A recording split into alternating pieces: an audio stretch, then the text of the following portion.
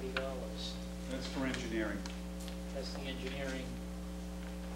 Oh, is there a possibility of getting state funding for Yeah, this? if we get the engineering done, there's a possibility of getting actually the construction piece done by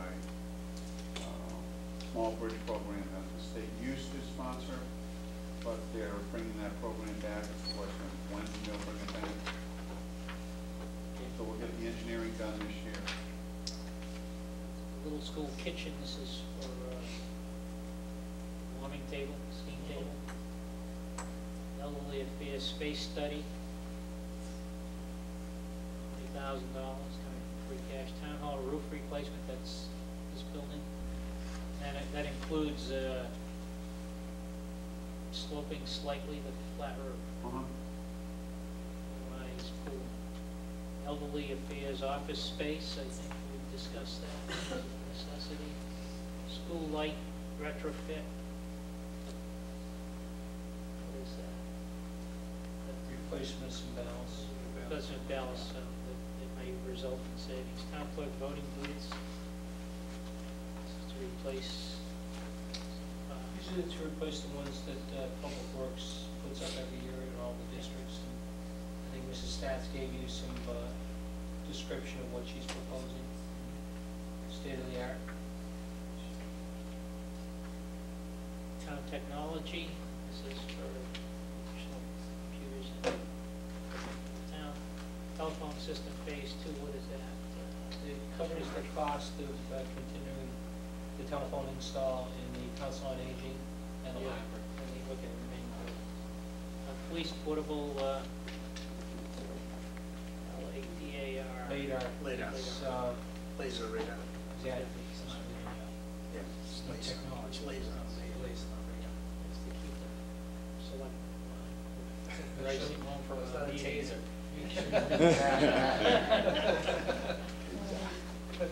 Fire department server.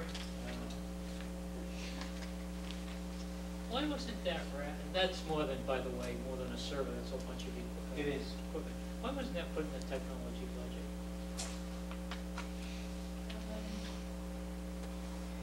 I have to go back and review why it wasn't in the technology, which there was some reasons why we didn't put it in. I have to go back and look at that, but the main recollection was because of the fact that there was a significant need in that department. We wanted to show those funds separately. Mr. Torre can help me understand the details on that. Well, I mean, the bottom line is that town hall, over the past few years, we've updated systems that were 10 to 15 years old. The police department was the same way, and that got done as part of the reconstruction. The fire department has had. Fire department's in the network. Right. Town hall. This is the network in place, right? Town hall generator preparation, that's, we're moving the generator that was at the police station. This is for a place to put it, a pad, and all of the electronics that need to be set up to make the cut over in case of power loss. School technology, it's part of their ongoing program. School building security, we've discussed. DPW hydraulic lift, this is to replace a broken and ancient lift, I take it. Heavy vehicle lift. Cemetery expansion. That's our ongoing program. And other funds means it's coming out of this cemetery. We identified some other funds that, I have to go back and look at the detail. We identified some other funds that we can utilize from the town side of government. Can't recall specifically. Okay, that'll be specific in the motion. It'll be specifically included in the motion. And the water lakeside filters, what are those? They're green sand filters, and it's depending on how they're used over a 5 to 7 year period, they have to be replaced. The median has to be totally replaced, the anthracite and green sand. It's quite a project because it's, on the top of the vessels is the it's like a hole. You've got to get down, and take it all out, and pump the new stuff in on the top of layers. When they choke out, they get to a point that they choke out, and we can't produce the water unless we have a new median. Is this going to be be borrowed and funded from water. It is, yes. Questions on capital expenditures? Other than who the spokesperson is. All right. Do we have a volunteer? Steve?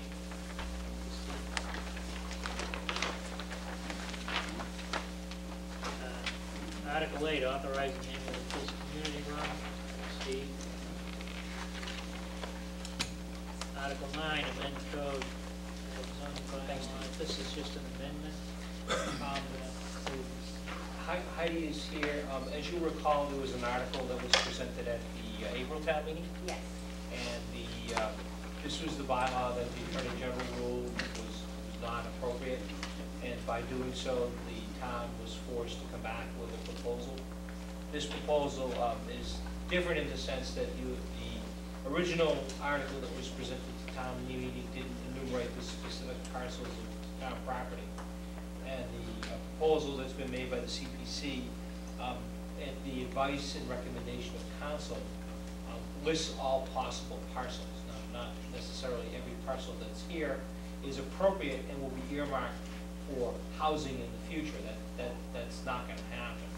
But the view of council was to include all parcels so that it covered all municipal land. We'll let Heidi address the particulars of that. Essentially, by way of summary, to follow up on what Mr. Valiakonis just indicated, this is a follow-up from last year's town meeting warrant article. And we had to revise it to include the parcels because you can't just refer to parcels by status of their ownership.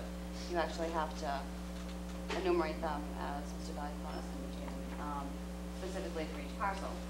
And I'm not sure if everyone was at last year's town meeting, but to recap, the CPC proposed this amendment to fulfill some long-range planning goals for the town, which will primarily help to be proactive in filling our subsidized housing inventory, which will be under 10% in 2010 when the census comes back out.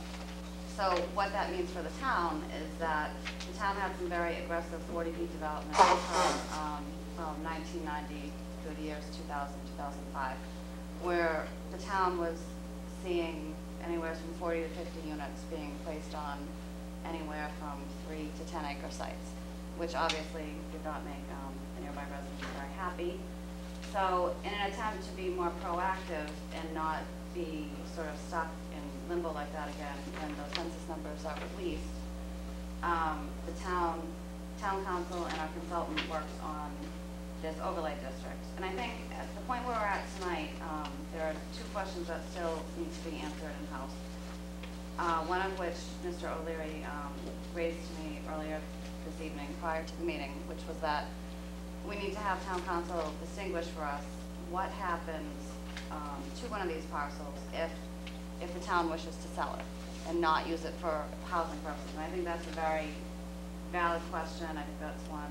It just never came up out of all the public hearings from last year, so everything in good time raises good questions. So we want that answer ourselves because we wouldn't want to go forward with this article without knowing the ramifications of that.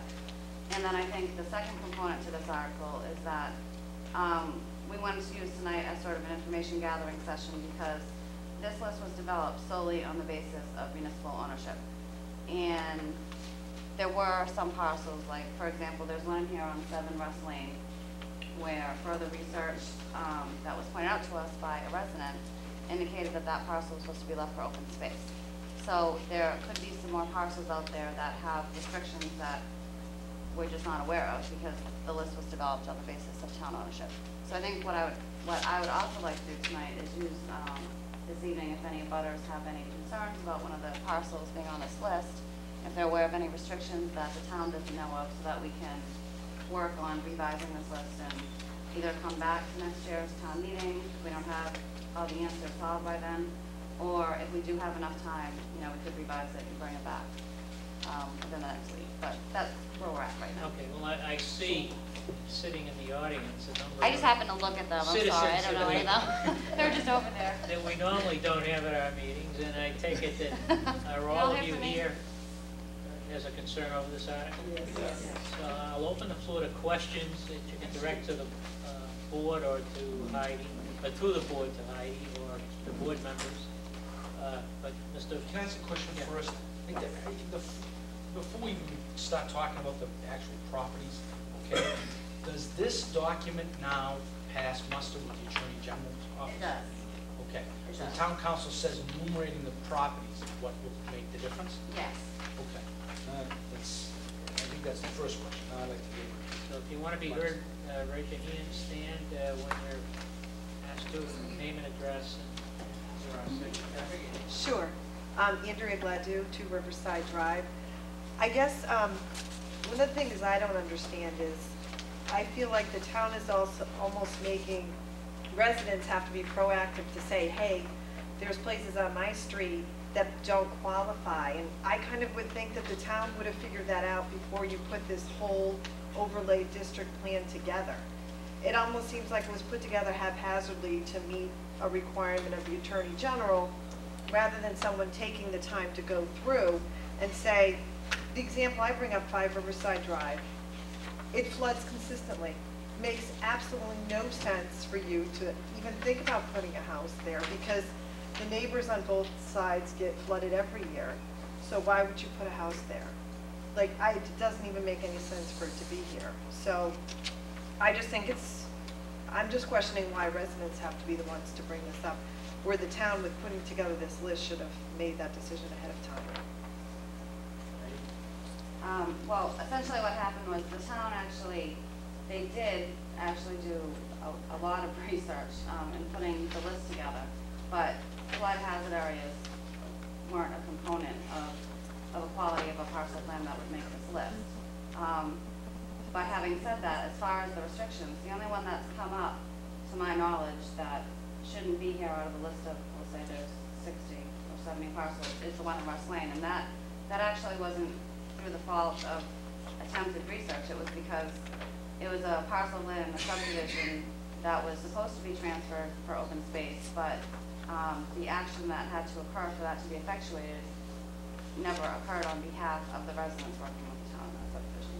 So that research was done. I guess I figured while I was there, I wanted to actually give residents a forum to express any other concerns if they're aware of a restriction that we haven't found in our research. That's the only one parcel that I found to date that had a restriction on it. Yeah, so is that something you can follow up on 5 Riverside Drive? Because any type, the neighbors that live there, as well as the people along Riverside Drive, cannot make any adjustments to that property under federal law.